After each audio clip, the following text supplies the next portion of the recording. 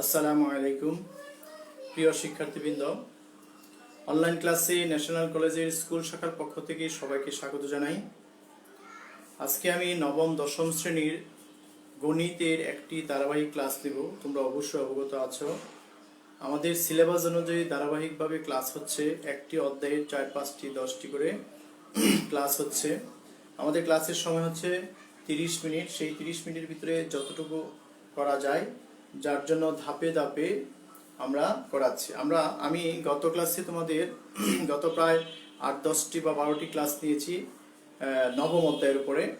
সৃজনশীল শুধু আলোচনা করা হয়েছে বেশিরভাগ সময়। আর এখন আলোচনা করব 12তম অধ্যায়, যে অধ্যায়ের নাম হচ্ছে 2 চলক বিশিষ্ট সরল সহসমীকরণ। 2 চলক, যেমন পঞ্চম অধ্যায় ছিল এক চলকের সমাধান, যেগুলির চলক হচ্ছে একটি, যার মান একটি হয়, x এর মান বের হয়। আর আমরা 12তম অধ্যায়ে পড়ব 2 চলক বিশিষ্ট সরল সহসমীকরণ। প্রথমেই দেখো সরল সমীকরণটা কি। সরল সহসমীকরণ বলতে পারো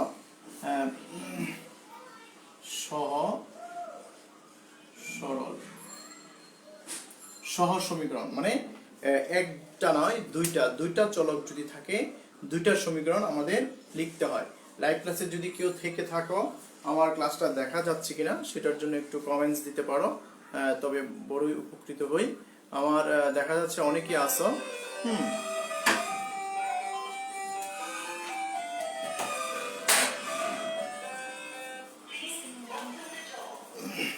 সুতরাং লেখাটা কি দেখা যাচ্ছে কিনা একটু আমাকে শিওর করে দাও। যে প্রথমে আমি বলবো সরল সমীকরণ কাকে বলে। সরল সমীকরণ বলতে 2 চলক বিশিষ্ট দুটি সরল সমীকরণ বোঝায়। সরল সহসমীকরণ বলতে 2 চলক বিশিষ্ট দুটি সমীকরণ বোঝায়। দুটি সমীকরণ হচ্ছে এবং 2 চলক বিশিষ্ট, তার মানে x এবং y থাকবে, এইরকম জাতীয় কোন সমীকরণ হচ্ছে সরল সহসমীকরণ। আবার বলি, সরল সহসমীকরণ বলতে আমরা বুঝি 2 চলক বিশিষ্ট দুটি সরল সমীকরণ।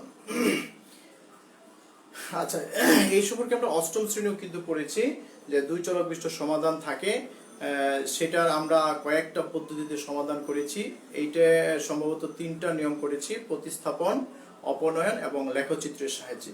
আমরা সেই 3টা নিয়মের সাথে একটা নতুন নিয়ম সংযুক্ত হবে তোমাদের এই 12তম অধ্যায়ে নবম দশম শ্রেণীর জন্য। সেটা হচ্ছে আর গুণন পদ্ধতি। আরো অনেক পদ্ধতি আছে, যেমন তোমাদের আগের বইয়ে ছিল নির্ণায়ক পদ্ধতি। যেমন ইন্টারভিউতে আমরা ক্যামার্স রুল পড়বো, সমাধান। এই সমাধান বের করার অনেক কৌশল আবিষ্কার হয়েছে, তোমরাও যদি পারো সেটাও করতে পারো। এই সরল সমীকরণ আমরা কি ইচ্ছা করলে যে কোনো 2 চলক বিশিষ্ট সমাধান হলে কি সমাধান করতে পারবো? না, পারবো না। সেটার জন্য আমাদের কিছু তথ্য জানতে হবে। সেটা কি দেখো, মনে করো একটা সরল সমীকরণ আছে 2x + y = 12, একটা হচ্ছে x - y = 3। এই দুইটা সমীকরণের যদি আমি বলি সমাধান করা যাবে কিনা সেটাকে যাচাই করতে হবে, যাকে আমরা অনন্য বলা হয়, বা একটি মাত্র সমাধান আছে। যদি দুইটা সমীকরণের x এর সহগের অনুপাত সমান না হয়, তা আমি লিখে নিই x এর সহগের অনুপাত। এখানে কয়েকটা কথা বলবো, একটু মনোযোগ দিয়ে শুনতে হবে। x এর সহগের অনুপাত কত? 2, নিচে 1। এখানে y এর সহগের অনুপাত 1। সহগ মানে কি? x এর সাথে যা থাকে 2। x এর সাথে কিছু নাই, 1 আছে মনে মনে। y এর সাথে কিছু নাই মানে 1 আছে, y এর সাথে -1 আছে। এখন দেখো এই দুটি কি সমান না। 2/1 not equal to 1/-1, দুটি কিন্তু সমান না। যদি x এর সহগের অনুপাত এবং y এর সহগের অনুপাত সমান না হয়, তখন বলতে পারবো সমীকরণ দ্বয়ের একটি মাত্র সমাধান আছে। এই জাতীয় সমীকরণকে সামঞ্জস্য বলা হয় বা অনির্ভরশীল বলা হয়। যদি পরীক্ষায় আসে সামঞ্জস্য বলতে কি বুঝো বা অনির্ভরশীল বলতে কি বুঝো, তখন তুমি x এর সহগের অনুপাত, y এর সহগের অনুপাত বের করে বলবে যদি x এর সহগের অনুপাত এবং y এর সহগের অনুপাত সমান না হয়, তবে সমীকরণ জোড়দ্বয় পরস্পর অনির্ভরশীল। সমীকরণ জোড়দ্বয় পরস্পর সামঞ্জস্য, একটি মাত্র সমাধান আছে।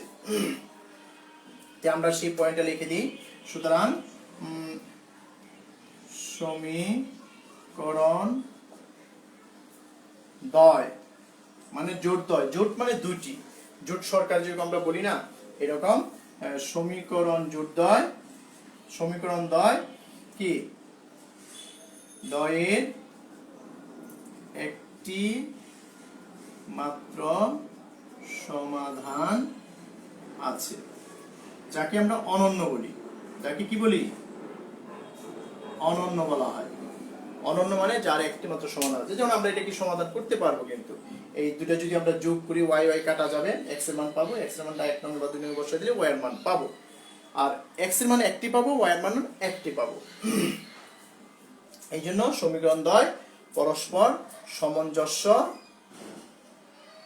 সুতরাং সমীকরণ জোট কি, সমীকরণ জোটটিকে সমীকরণ জোট লিখতে পারো, দ্বয় লিখলে হবে জোট, সমীকরণ জোট, জোট সামঞ্জস্য পরস্পর অনির্ভরশীল, সামঞ্জস্য ও পরস্পর অনির্ভরশীল, নির্ভরশীল, এই তথ্যটা দিতে হবে। এটা কিন্তু 1 নম্বরে আসে, দেখবা 1 নম্বরে একটা অঙ্ক আছে, দুইটা সমীকরণ বলবে সমীকরণটির সামঞ্জস্য কিনা বা অপরস্পর নির্ভরশীল বা অনির্ভরশীল কিনা যাচাই করো। তখন তো আমরা এক্স এর সহগের অনুপাত, ওয়াই এর সহগের অনুপাত যাচাই করে বলে দিব স্যার আমাদের এই হলো অবস্থা, যেটা একটি মাত্র সমাধান আছে অথবা সমীকরণ জোট দ্বয় সামঞ্জস্য পরস্পর নির্ভরশীল। আচ্ছা, কোনো কারণে যদি এক্স এর সহগ এবং ওয়াই এর সহগ সমান হয় কিন্তু ধ্রুবপদ সমান না হয়, যেমন দেখো এক্স এর সহগ ওয়াই এর সহগ সমান হয় নাই, সমান না, তাই আমরা ধ্রুবপদের সহগ আর লিখি নাই। যদি এক্স এর সহগ ওয়াই এর সহগের অনুপাত সমান হয়, মনে করো এখানে আছে 6, এখানে আছে +3, এরকম যদি হয়, যে তখন আমরা x এর সহগের অনুপাত কি লিখতে পারি বলো তো? দেখো 2/6 সমান 1/3, y এর সহগ কি লেখা যায়? 1/3 সমান হলো না? তখন আমরা আবার কি করব? x ধ্রুবপদের সহগ বের করব, ধ্রুবপদের সহগ, ধ্রুবপদের সহগ, ধ্রুবপদের অনুপাত, অনুপাত কত হবে? 12/3 সমান 4/1। সুতরাং কি লেখা গেল? 1/3 সমান 1/3 not equal to 4/1। এটা কি সমান না? তার মানে কি x এর সহগের অনুপাত আমরা সমান পেয়েছি, কিন্তু y এর সহগের অনুপাত x এর সহগের অনুপাত সমান হলো, কিন্তু ধ্রুবপদ সমান হয় নাই। এই জন্য পরস্পর সমীকরণটির কি নেই, কোনো সমাধান নেই, যে সমীকরণ দ্বয়ের এর কোনো সমাধান নেই। লিখব কোনো চেঞ্জ, পরিবর্তনটা কি হচ্ছে সেটা একটু খেয়াল করো, সমাধান নেই। যেহেতু x এর সহগ y এর সহগ সমান, যদি তুমি তো এটা সমাধান করতে চাও অপনয়ন পদ্ধতিতে, যদি 3 দিয়ে গুণ করো দেখবা x ও কাটা যাবে, y ও কাটা যাবে, তার মানে এটা কোনোদিনই সমাধান করা সম্ভব নয়। সমীকরণ দ্বয় এর কোনো সমাধান নেই, আর সমীকরণ জোট অসামঞ্জস্য হবে, অসামঞ্জস্য, কোনো সামঞ্জস্যতা নেই, অসামঞ্জস্য, অসামঞ্জস্য এবং অনির্ভরশীল। এটা ঠিক আছে, এটা অসামঞ্জস্য বানান দন্তস্য, তাই না? আমি বানানটা খেয়াল করি নাই। আমি আবার বলি, যখনই x এর সহগের অনুপাত y এর সহগের অনুপাত সমান কিন্তু ধ্রুবপদের অনুপাত সমান না, তখনই বলবো সমীকরণ জোট দ্বয়ের কোনো সমাধান নেই। সমীকরণ জোট দ্বয় কি? সমীকরণ জোট, দয়া লেখার দরকার নেই, জোট মানে দুইটি অসামঞ্জস্য, পরস্পর অনির্ভরশীল। অসামঞ্জস্য, অনির্ভরশীল। ক্লিয়ার? এটা হলো দ্বিতীয় শর্ত, যে এক্স এর সহগের ওয়াই এর সহগের অনুপাত সমান, কিন্তু এটা সমান হয় নাই। আর যদি কোনো কারণে এইরকম হয়ে যায় যে এখানে আছে 4, এখানে আছে 12, দেখো একটু পরিবর্তন করতেছি আমি, যে একটা অঙ্ক দিয়ে আমি তিনটা শর্ত দেখাচ্ছি, যে এক্স এর সহগের অনুপাত 1/3, ওয়াই এর সহগের অনুপাত 1/3 এবং ধ্রুবপদের সহগের অনুপাত কত 4/12 সমান কি 1/3। তার মানে কি সব সমান হয়ে গেল। সেই ক্ষেত্রে কি লেখা যায়? এর অসংখ্য সমাধান থাকবে। এর কি থাকবে? অসংখ্য সমাধান থাকবে। এটা কিন্তু 2 নম্বরে আসে, তোমরা অবশ্যই এটা বোঝার চেষ্টা করো। লাইভ ক্লাস থেকে কেউ যেও না, আসলে সম্পূর্ণ ক্লাসটা দেখো। যে কি বলবো এখন, যেহেতু এক্স এর সহগ, ওয়াই এর সহগ এবং ধ্রুবপদ সমান হয়েছে, এই জন্য বলবো সমীকরণের কি অসংখ্য সমাধান আছে, সামঞ্জস্য এবং নির্ভরশীল। সমীকরণটি কি অসংখ্য, এখানে কোন জায়গায় কি লিখবো? অসংখ্য, অসংখ্য সমাধান আছে। দেখো আমি কিছু কিছু মুছতেছি, শর্তটা পরিবর্তন, কিছু অংশ মুছে দিচ্ছি, যে সমীকরণ দ্বয় এর অসংখ্য সমাধান আছে। ক্লিয়ার? আচ্ছা, এরপরে দেখো কি লিখবো, এখানে সামঞ্জস্য লিখবো এবং পরস্পর নির্ভরশীল। এই স্বর অব্যয়যুক্ত অব্যয় যে স্বর আছে সেটা দুইটার মধ্যে থাকবে না। সামঞ্জস্য, যেহেতু সমাধান, যদি সমাধান থাকে তখনই সামঞ্জস্য, একটি মাত্র সমাধান আছে তখনও সামঞ্জস্য বলছি, কিন্তু অনির্ভরশীল বলছি। আর এখানে একাধিক সমাধান আছে, অসংখ্য সমাধান আছে, সেই জন্য এটাও সামঞ্জস্য, কিন্তু একাধিক যেহেতু আছে এই জন্য পরস্পর নির্ভরশীল। একটা ছাড়া অন্যটি বের করা সম্ভব নয়। আচ্ছা, আমরা এই তিনটা শর্ত অবশ্যই বুঝতে পেরেছি। তিনটা শর্ত হচ্ছে 12.1 অঙ্ক। 12.1 এই অংশটা আছে, দুটো সমীকরণ দেওয়া থাকবে। যদি এক্স এর সহগ ওয়াই এর সহগ সমান না হয়, তখন বলবো সমীকরণ দ্বয় একটি মাত্র সমাধান আছে, সমীকরণ দ্বয় সামঞ্জস্য, পরস্পর অনির্ভরশীল। আর যদি এক্স এর সহগ ওয়াই এর সহগ সমান কিন্তু ধ্রুবপদ সমান না হয়, তখন আমরা কি লিখবো? এর কোনো সমাধান নেই। আর সমীকরণ জোট দ্বয় জোট কি অসামঞ্জস্য, অনির্ভরশীল। আর যদি এক্স এর সহগের অনুপাত, ওয়াই এর সহগের অনুপাত এবং ধ্রুবপদের অনুপাত সমান হয়ে যায়, তখন বলবো অসংখ্য সমাধান আছে, সেই জন্য সামঞ্জস্য কিন্তু নির্ভরশীল, পরস্পর নির্ভরশীল। এই তথ্যগুলি তুমি জানো, তবে তুমি 2 নাম্বার পেয়ে যেতে পারো। আচ্ছা, কে ক্লাসে আসো একটা মেসেজ দিয়ে জানায় দাও। একটা মেসেজও কিন্তু আমি এখনো পাই নাই, 3-4 জন স্টুডেন্ট আসলো আবার চলে গেল। যাই হোক, আমরা এরপরে আমরা সমাধানে চলে যাই। 12.2 12.1 এইটুকুই বলা হয়েছে। আমরা একটা সমীকরণ দিয়ে সবগুলি বুঝিয়ে দিলাম। আশা করি তোমরা বুঝতে পেরেছ। না বুঝলে আবার একটু দেখো, হবে। আচ্ছা, এরপরে আমরা চলে যাই অনুশীলনী 12.2। 12.2 যখন করব, তার মানে ওটা হচ্ছে সমাধান। সমাধান করার জন্য আমরা যে সরল সহজ সমীকরণের সমাধান করার জন্য আমরা কতগুলো পদ্ধতির কথা বলি। তোমাদের বইয়ে কিন্তু 4টি পদ্ধতি আছে। কয়টি পদ্ধতি? 4টি পদ্ধতি। একটা হচ্ছে প্রতিস্থাপন পদ্ধতি, 2 নাম্বার হচ্ছে অপনয়ন পদ্ধতি, 3 নাম্বার হচ্ছে আর গুণন পদ্ধতি, 4 নাম্বার হচ্ছে লৈখিক পদ্ধতি। সুতরাং আমরা 4টা পদ্ধতি যদি নাম না জানি তো অঙ্কটা কিভাবে শিখব? আমরা অবশ্যই আগে নাম জানতে হবে, পরিচিতিটা হইতে হবে।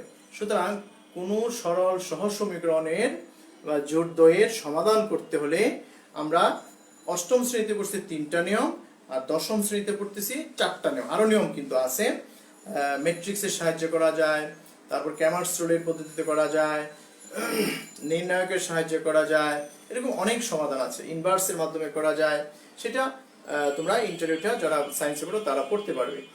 আমরা এখানে শুধু জানবো প্রতিস্থাপন পদ্ধতি, অপনয়ন পদ্ধতি, 3 নাম্বার আর গুণন পদ্ধতি, 4 নাম্বার লৈখিক পদ্ধতি। আমরা আর গুণন ছাড়া বাকি 3টা অষ্টম শ্রেণীতে পড়িয়েছি, যদিও পড়ানো হয়েছে, আবার সেগুলো আমরা রিভিশন দিতে চাচ্ছি, তাই না? আমি একটা অঙ্ক আজকে করাবো তোমাদের, সেটা তোমাদের বইয়ের যে কোনো একটা অঙ্ক অপনয়ন এবং প্রতিস্থাপন এই দুইটা নিয়ম শিখাবো। আমি সংখ্যার অঙ্ক না করে এ বি যে থাকে ওই অঙ্কগুলি করাতে চেষ্টা করতেছি। আচ্ছা, যেমন x by a y by b সমান 2, এটা 1 নং আমি দিতে চাচ্ছি না, যেহেতু এটা ভগ্নাংশ আছে এটাকে লসাগু করে a a কাটা যায় b, b এর সাথে x গুণ করলে bx, b b কাটা যায় a এর সাথে y গুণ করলে ay সমান 2। সুতরাং এই bx প্লাস ay সমান 2ab, এটা হলো 1 নাম্বার সমীকরণ। আমরা প্রতিস্থাপন করতেছি, আগে প্রতিস্থাপন পদ্ধতি, আমরা পদ্ধতির নামটা আগে লিখে নিলাম, প্রতিস্থাপন পদ্ধতিতে সমাধান করতেছি। এরপরে আছে ax by সমান a square plus b square, হলো 2 নাম্বার সমীকরণ। আচ্ছা, এই দুইটা সমীকরণ থেকে প্রতিস্থাপন করা মানে এক জায়গা থেকে মান আরেক জায়গায় বসিয়ে দেওয়া। যদি আমি 1 নংটাকে গ্রহণ করতে পারি, 2 নংটাকে গ্রহণ করতে তোমার ইচ্ছা, আমি যদি 1 নং হতে x এর মান বের করে 2 নং এ বসায় দিই তা হবে, অথবা 1 নং থেকে y এর মান 2 নং এ বসায় দিই তা হবে। এটা সবাই আমরা জানি, সেটাই আমি করতেছি। তে আমরা 1 নং, তুমি যদি এটা 1 নং দাও তা হবে, 1 নং হতে পারে, এটা না দিলে হবে। আমি একটু সুবিধার জন্য দিয়েছি, একটু দেখতে ভালো লাগে তাই। 1 নং সমীকরণ হতে পাই কি পেলাম, bx ay 2ab। আমি এখানে x এর মান বের করি, তোমার ইচ্ছা b এর মান y এর মান বের করলে হবে, x এর মান বের করলে হবে। পক্ষান্তর করলে প্লাস থাকলে কি হয়ে যায়, মাইনাস হয়ে যায়, পক্ষান্তর করলে প্লাস থাকলে মাইনাস হয়ে যায়। সুতরাং b সমান, আমি নবম শ্রেণীর স্টুডেন্টদেরকে বেশি বলবো, তোমাদের জন্য বেশি প্রয়োজন, কারণ দশম শ্রেণীর স্টুডেন্টরা বেশিরভাগই অপনয়ন প্রতিস্থাপন আমরা সরাসরি ক্লাসে করিয়েছি, কিন্তু নবম শ্রেণীর স্টুডেন্টদেরকে কিন্তু পাওয়া যায় নাই। সেই জন্য তোমরা অবশ্যই লাইভ ক্লাসটাকে অংশগ্রহণ করো, প্রত্যেকটা ক্লাস, আজকে অংশগ্রহণ করো নাই, যারা আজকে ভিডিও দেখবা তারা যেন পরের ক্লাসগুলিতে অবশ্যই লাইভ ক্লাসে অংশগ্রহণ করো, সেই আশা করতেছি। আচ্ছা, এরপরে দেখো, সরি, এখানে x হবে, এই যে x এর মানটা পেলাম, এই মানটা 2 নং সমীকরণে প্রতিস্থাপন করব। স্থাপন, আমরা কিডনি প্রতিস্থাপন করে না, যে একজনের মানুষের কিডনি আরেকজনের কিডনির জায়গায় স্থানান্তর করে, হ্যাঁ, এরকম প্রতিস্থাপন করে, এক জায়গা থেকে আরেক জায়গায় বসিয়ে দেওয়া। তা আমরা 2 নং এ লিখব, 2 নং এ x সমান 2ab মাইনাস ay b বসাই। এখানে কিন্তু আরেকটা কথা বলে রাখি, অনেকে আছে কি করে, যে 2 নং এ x এর মান বসাই, x এর মান বসাই বললে ভুল হবে, কারণ আমরা এখনো x এর মান পাইনি, এখানে চলক y আছে, এই জন্য লিখতে হবে 2 নং x সমান এত বসাই, এই x এর জায়গায় সম্পূর্ণ বসাই দিই, 2ab minus ay by b, এই যে এখানে বসাইছি, এই যে x এর জায়গায়, বাকিগুলো ঠিক থাকবে। এখন যদি আমি লসাগু করি, দেখো এটা আমাদের কিছু নাই, 1, এটা শুধু b আছে, তার মানে b লসাগু, b b কাটলে 1, তো 1 তো উপরে গুণ করতে নেই, a দিয়ে শুধু গুণ করে দাও, 2 স্কয়ার b স্কয়ার y, এই a দিয়ে দুইটার গুণ করছি, প্লাস এই b দিয়ে এটা গুণ করলে b স্কয়ার y সমান a square plus b square. দেখো কোনো সমস্যা আছে কিনা, যে 2a গুণ করলে a square b minus a square y, যেহেতু আমরা y এর মান বের করব, এই উপরেরটা ঠিক রাখবো, এই b এর সাথে এই দুটো গুণ করব, তো গুণ করে দাও, 2a square b minus a square y b square y a square b, আর যে a স্কয়ারের সাথে b গুণ, আর b স্কয়ারের সাথে b গুণ করলে b কিউব হয়। যেহেতু আমরা y এর মান বের করব, এখানে একটু খেয়াল করতে হবে, যেহেতু y এর মান বের করব, সেই জন্য y এর দুটো ঠিক রাখবো, রাখতে গিয়ে প্লাসেরটা আগে লিখবো, মাইনাসেরটা পরে লিখবো, বা B square Y minus A square Y সমান A square B B cube minus, এই দেখো এটা প্লাস আছে ওই পাশে গেলে মাইনাস এ স্কোয়ার বি। এখান থেকে যদি আমি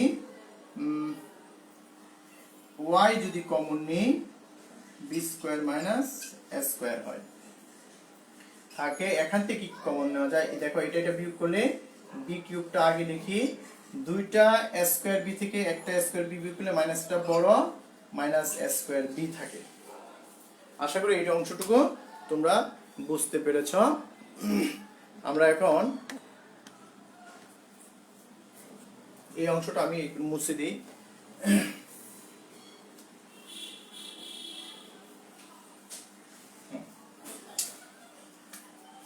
এখন আমরা বা y এর মান যেহেতু বের করব y টা ঠিক রাখবো, এখান থেকে b কমন নেওয়া যায়।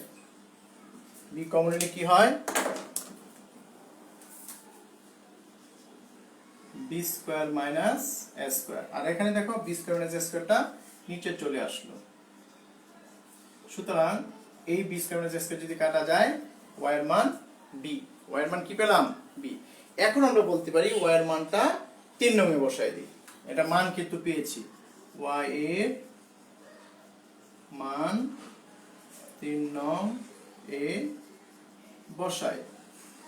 3 নং এ কি বসাবো, x সমান এই যে এখানে দেখো 2ab minus a into y এর মান কত b, এই যে b আছে এই b টা বসাই দিলাম নিচে b। ক্লিয়ার, মান বসানো কিন্তু একেবারেই সহজ। এখন যদি আমি দেখো দুইটা ab থেকে একটা ab যদি চলে যায়, একটা ab থাকে নিচে b, b যদি কাটা যায় x এর মান হলো a। নির্ণেয় সমাধান। আমরা অপনয়ন প্রতিস্থাপন একটা করে করব, আর আর গুণন আমি কয়েকটা অঙ্ক দেখাবো। আর গুণন পদ্ধতি যখন করব তখন তোমাদের কয়েকটা অঙ্ক দেখব, সেটা একটু খেয়াল করো। আমরা এ হলো প্রতিস্থাপন পদ্ধতিতে সমাধান করা। তোমরা যদি একটা অঙ্ক পারো অন্যগুলি একই সিস্টেমে করতে হবে। এই 3 নম্বর অঙ্কে আমি আর গুণন না করে এখন প্রতিস্থাপন না করে কি করব, অপনয়ন পদ্ধতিতে করার চেষ্টা করি। তোমরা একটু দেখো এই 3 নম্বর অঙ্কটা কি, অপনয়ন পদ্ধতি। অপনয়ন পদ্ধতি, তো এইটা যদি আমি লিখি bx প্লাস ay সমান 2ab, 2ab হলো 1 নম্বর সমীকরণ। আর এটা কি ছিল, x প্লাস by সমান a square plus b square হলো 2 নং সমীকরণ।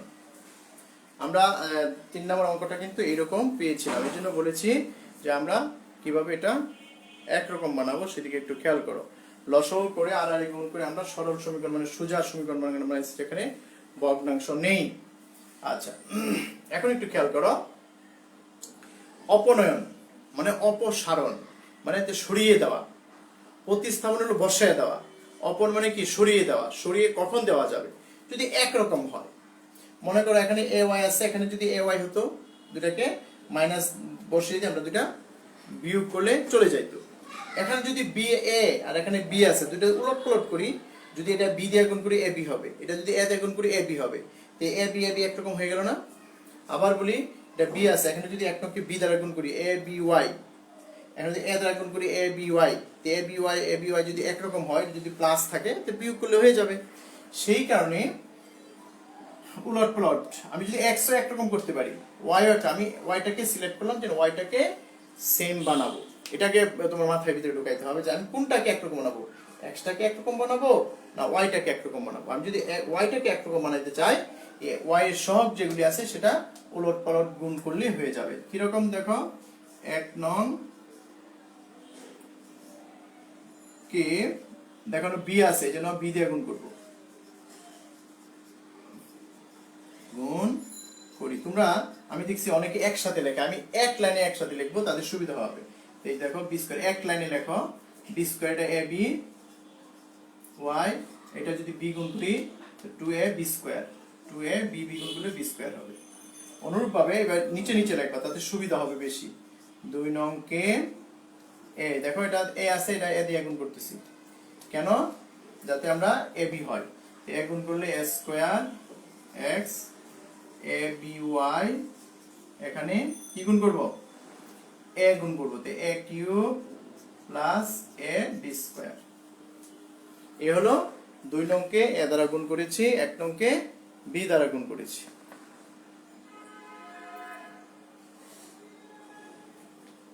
আচ্ছা, এখন আমরা কি করব একটু খেয়াল করো। সবগুলি কাছে কি প্লাস, এই দুটো যদি মাইনাস একটা প্লাস হতো তবে সহজ ছিল, তাই না? এই জন্য আমরা এবার টার্ম দিয়ে এখানে লিখবো বিয়োগ করি। বাংলা লিখলে হবে, আমি এইভাবে চিহ্ন দিলাম।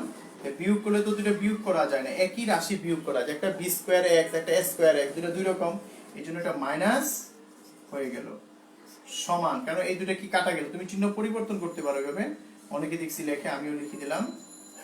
এটা মাইনাস হয়ে যাবে, এইটাও মাইনাস হয়ে যাবে, তাই না? এখন কি হয় বলো, 2ab স্কয়ার, এখানে একটা আছে ab স্কয়ার, এখানে আছে 2ab স্কয়ার, এই দুটো তো কাটাই গেল। ab ab abx ab aby aby কাটা যায়। 2ab স্কয়ার ab স্কয়ার, তো দুটো ab স্কয়ার থেকে একটা ab স্কয়ার যদি কাটা যায় থাকে ab স্কয়ার, আর মাইনাস a কিউবটা আমি শেষে লিখেছি। এদিকে একটু খেয়াল করতে হবে, প্লাস মাইনাসটা একটু দেখতে হবে। আমরা প্লাসটাকে আগে লিখবো, মাইনাসটাকে পরে লিখবো। এখানে দেখো কি কমন নেওয়া যায়, x যদি কমন নিই b square minus a square, এখানে যদি a কমন নিই b square minus a square. এখন সহজেই বোঝা যাচ্ছে x সমান a, কেন উভয় পক্ষে b square minus a square দ্বারা ভাগ করেছি। তুমি নিতে পারো, এটা নিচে নিয়ে যাও, কাটাকাটি করো, সেটা করতে পারো, আমি করি নাই জায়গার সংকলনের কারণে। আশা করি এটা বুঝতে পেরেছ। এখন x এর মান আমরা 1 নং এ বসাই দেব। x এর মানে 1 নং এ বসালে হবে, 2 নং এ বসালে হবে, তোমার ইচ্ছা। আমি 1 নং এ বসাইলাম, তাই লিখি x এর মান 1 নং এ বসাই।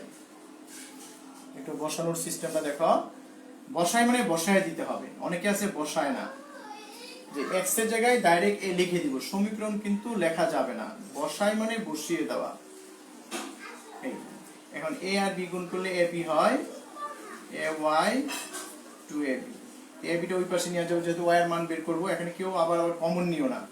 তে ay 2ab মাইনাস ab, বা y সমান, দুটো ab থেকে একটা ab গেলে একটা ab থাকে, আর এটা নিচে চলে গেল, সুতরাং y সমান b। এখন আমরা লিখতে পারি নির্ণয়। তোমাদের কি মনে আছে যে আগে যে অঙ্কটা করেছিলাম প্রতিস্থাপন নিয়মে, x এর মান কত ছিল? x এর মান a ছিল, y এর মান কত ছিল? y এর মান b ছিল। এজন্য আমরা সেই একই মান পেয়েছি। পদ্ধতি দুইটা, কিন্তু x এর মান একই মান পাওয়া গেছে। সুতরাং দেখো, এখনো একটা লাইনে মোছার প্রয়োজন হয় নাই, আমার সম্পূর্ণ অঙ্ক একটা বোর্ডই ধরেছি। আশা করি তোমরা এই অংশটা বুঝতে পেরেছ। সুতরাং আমরা 10ম অধ্যায় 12তম অধ্যায়ের সরল সহজ সমীকরণের সমাধান করতে গিয়ে এর আগে আমরা সমীকরণ কি সমাধান যোগ্য কিনা সেটা যাচাই করার জন্য 3টা নিয়ম দেখিয়েছি। পরে আমরা সমাধান করার জন্য 12.2 সিলেক্ট করে 4টা পদ্ধতির মধ্যে 2টা পদ্ধতি আমরা দেখিয়েছি। এর মধ্যে যদি কারো সমস্যা হয় মেসেজ করে জানাবে, আর যে সমস্যা না হয় আমি আগামী ক্লাসে আরেকটা পদ্ধতি আছে অপনয় আর গুণন, সেটা আমি দেখাবো। তবে আর গুণন কয়েকটা অঙ্ক করাবো। তাই সবাই ভালো থাকো, সুস্থ থাকো, লাইভ ক্লাসে অংশগ্রহণ করো দয়া করে, তাতেই তোমাদেরও লাভ, আমাদেরও ক্লাসটাতে পরিতৃপ্তি আসে। সুতরাং সবাই সুস্থ থাকো, বাইরে গেলে অবশ্যই মাস্ক পরো।